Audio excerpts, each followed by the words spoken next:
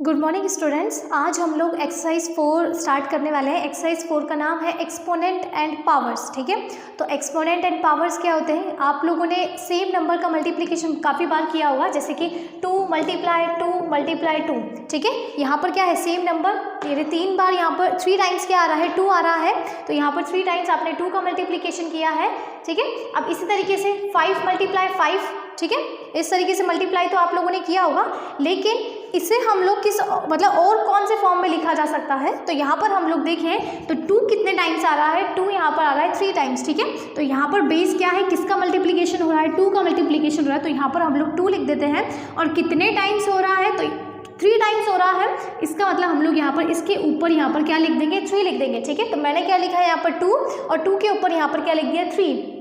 ठीक है, तो इसे ही क्या बोला जाएगा, इसको एक्सपोनेंट एंड बेस बोला जाएगा। ठीक है, इसे क्या बोला जाएगा, एक्सपोनेंट एंड बेस बोला जाएगा। तो 2 क्या है यहाँ पर, 2 है यहाँ पर बेस, और 3 क्या हो जाएगा यहाँ पर, 3 हो जाएगा यहाँ पर एक्सपोनेंट, या फिर इसे क्या बोला जा सकता है, पावर बोला जा सकता है। ठीक है, तो यहाँ पर मैंने जब 2 को 3 टाइम मल्टीप्लाई किया था, तो इसको एक ईजी मेथड में लिखने के लिए हम लोगों ने क्या किया, जिस वैल्यू को जितने भी टाइम मल्टीप्लाई किया जा रहा है उस वैल्यू को हम लोग नीचे लिख देते हैं, और कितने टाइम्स मल्टीप्लाई किया जा रहा है उतने टाइम्स हम लोग यहाँ पर लिख देते हैं। तो 3 टाइम्स है तो 3 मैंने यहाँ पर लिख दिया। अब हम लोग देखते हैं यहाँ पर ये 2 क्या है, 2 हो जाएगा बेस, यानी जिस वैल्यू को मल्टीप्लाई किया जा रहा है वो वैल्यू लिखेंगे, और जितने टाइम मल्टीप्लाई किया जा रहा है वो उसे यहाँ लिखेंगे। ठीक है, तो ये तो क्या हो जाएगा बेस, और इसे क्या बोला जाएगा, एक्सपोनेंट या फिर पावर। ठीक है, अब इसको रीड कैसे किया जाएगा, यानी अगर इस टर्म को हम लोग रीड करते हैं तो कैसे करते हैं, इसे रीड करने के लिए तो आप बोल सकते हो 2 to the power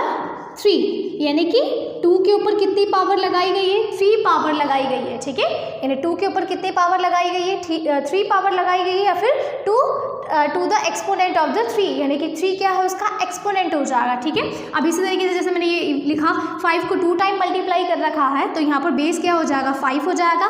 कितने टाइम्स मल्टीप्लाई किया है, कितनी बार लिखा है, 2 टाइम लिखा है, तो यहाँ पर 2 लिख जाएगा। ठीक है, तो यहाँ पर क्या हो गए, 5 to the power 2। ठीक है, यानी कि 5 की कितनी पावर हो गई, 2 पावर हो गई। ठीक है,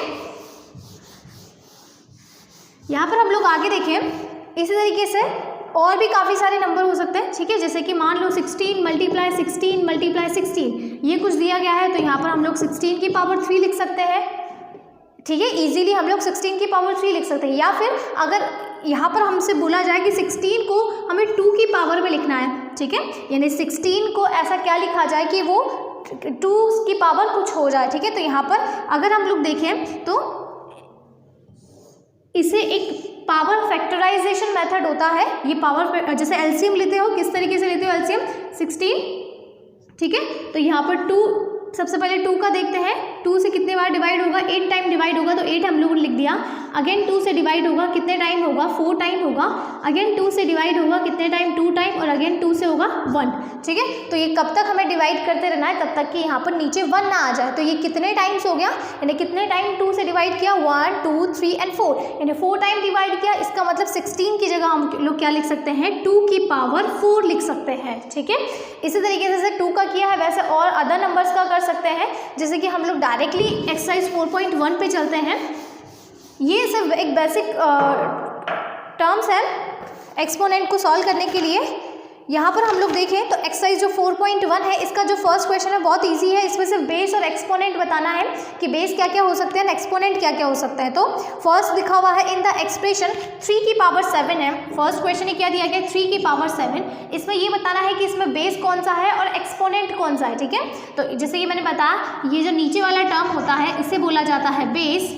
ठीक है, और जो ये पावर होती है इसे बोला जाएगा, क्या बोला जाएगा, इसको बोला जाएगा एक्सपोनेंट, या फिर आप पावर भी बोल सकते हो। ठीक है, तो इसे किस तरीके से रीड करेंगे, इसे रीड किस तरीके से करेंगे, 3 की पावर 7, या फिर 3 to the power of 7। ठीक है, या 3 is raised to the 7, यानी 3 रेज का मतलब क्या होता है, ऊपर।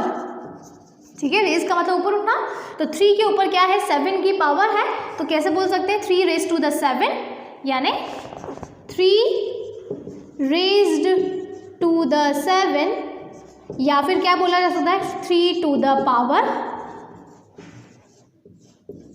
power of 7, यानी कि 3 के ऊपर 7 की पावर है, या 3 raised to the 7। ठीक है, या फिर 3 raised to the power of 7। तो यहाँ पर हम लोग देखें तो यहाँ पर हमें जो 4.1 का जो फर्स्ट क्वेश्चन है इसमें हमें सिंपली बेस और एक्सपोनेंट के बारे में बताना है कि बेस क्या हो सकता है और एक्सपोनेंट क्या हो सकता है, ठीक है। अब सेकंड क्वेश्चन देखें तो सेकंड क्वेश्चन में हम लोग फर्स्ट वाला देखते हैं। सेकंड क्वेश्चन का फर्स्ट क्या दिया गया है, 2 की पावर 6। तो यहाँ पर हमें क्या करना है, सिंप्लीफाई करना है, इसे सॉल्व करना है। 2 की पावर 6 का मतलब 2 को आप 6 टाइम लिख लो और उसको सॉल्व कर लो, यानी उसे मल्टीप्लाई कर लो। ये 3 टाइम लिख दिया मैंने, अगेन 3 टाइम और लिख दो तो 6 हो जाएगा। 1 2 3 4 5 6, ठीक है। यानी कि 2 को 6 टाइम्स हम लोगों ने लिख दिया यहाँ पर। अब बस इसको मल्टीप्लाई कर दो। 2 2 ज़ा 4, 4 2 ज़ा कितना हो जाएगा, 4 2 ज़ा 8 हो जाएगा। और 8 2 ज़ा कितना होता है, 16 होता है। 16 2 ज़ा कितना हो जाएगा, 32। और 32 को जब आप 2 से मल्टीप्लाई करोगे तो कितना हो जाएगा यहाँ पर, 4 2 ज़ा 8 एंड 4 3 ज़ा 12, ठीक है। कितना हो गया यहाँ पर 128। इसका मतलब 2 की पावर 6 कितना हो जाएगा, 128 हो जाएगा, ठीक है। करेक्ट किया ना। 2 2 ज़ा 4, 4 2 ज़ा 8, 8 2 ज़ा 16, 16 2 ज़ा 32 एंड 32 2 ज़ा कितना हो जाएगा यहाँ पर 128। सॉरी मैंने यहाँ पर 4 से मल्टीप्लाई कर दिया, यहाँ पर 2 से मल्टीप्लाई होना था, ठीक है। 2 2 ज़ा 4 एंड 2 3 ज़ा 6, तो कितना हो जाएगा यहाँ पर 64 हो जाएगा, ठीक है। यानी कि 2 की पावर 6 कितना हो जाएगा यहाँ पर 64 हो जाएगा। इसी तरीके से बाकी के जो क्वेश्चन हो आप लोग कर सकते हो। आप लोगों को सिर्फ क्या करना है, यहाँ पर जितना भी टर्म्स दिया गया, जैसे कि 5 की पावर 2 दी गई है तो 5 को 2 टाइम्स लिख दो और उसको मल्टीप्लाई कर दो, कितना आ जाएगा 25, ठीक है। अब कुछ प्रॉपर्टीज़ हैं जो कि एक्सपोनेंट के लिए पता होना ज़रूरी है, एक्सपोनेंट को सॉल्व करते टाइम पे। यहाँ पर हम लोग देखें तो अगर हमने लिखा है -2 की पावर, या हम लोग 1 से स्टार्ट करते हैं। 1 की आप कितनी भी पावर लगा दो, जैसे 1 की पावर 10 है, कितना आएगा इसका 1 की पावर 10 को, यानी कि 1 को अगर 10 टाइम्स मल्टीप्लाई करोगे, यानी कि 1 मल्टीप्लाई 1 मल्टीप्लाई 1 मल्टीप्लाई, इस तरीके से आप मल्टीप्लाई करोगे तो कितना आएगा, ऑब्वियस बात है 1 ही आएगा। इसका मतलब 1 की भले ही कितनी भी पावर हो, 1 का कुछ भी इन्फिनिट पावर हो, हमेशा आंसर क्या आएगा, 1 ही आएगा, ठीक है। इसी तरीके से अगर मान लो यहाँ पर -1 होता, अगर मान लो यहाँ पर -1 होता, -1 की पावर हमें क्या लिखनी होती, 2 लिखनी होती, तो कितना आता, यहाँ पर मल्टीप्लाई करके देख लेते हैं हम लोग। -1 मल्टीप्लाई -1, ठीक है। तो माइनस माइनस क्या हो जाता है, प्लस हो जाता है, और 1 का मल्टीप्लीकेशन 1 से करोगे तो कितना आएगा, 1 आएगा, ठीक है। इसका मतलब क्या होगा, -1 को जब 2 टाइम्स मल्टीप्लाई किया गया, यानी -1 की पावर जब 2 लिखी गई तो यहाँ पर कितना आंसर आया, +1 आया, ठीक है।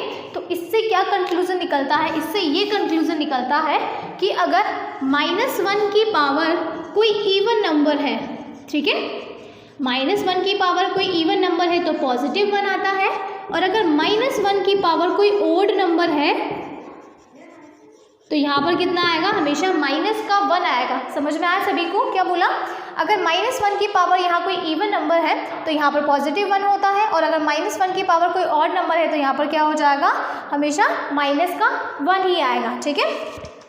अब अगर हम लोग यहाँ पर नेक्स्ट देखें तो इसी तरीके से सेकंड वाले का 5th वाला क्वेश्चन देखते हैं हम लोग। सेकंड वाले में सेकंड क्वेश्चन का 5th क्या दिया गया है, सेकंड क्वेश्चन का 5th दिया गया है -2 की पावर 3, ठीक है। -2 की पावर 3 की -2/3 की पावर 5 दी गई है, ठीक है।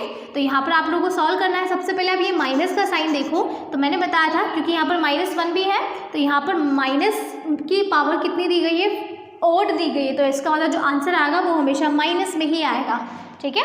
आंसर में हमेशा माइनस ही आएगा क्योंकि यहाँ पर क्या है, ओड पावर है, 5 क्या है, ओड है, ठीक है।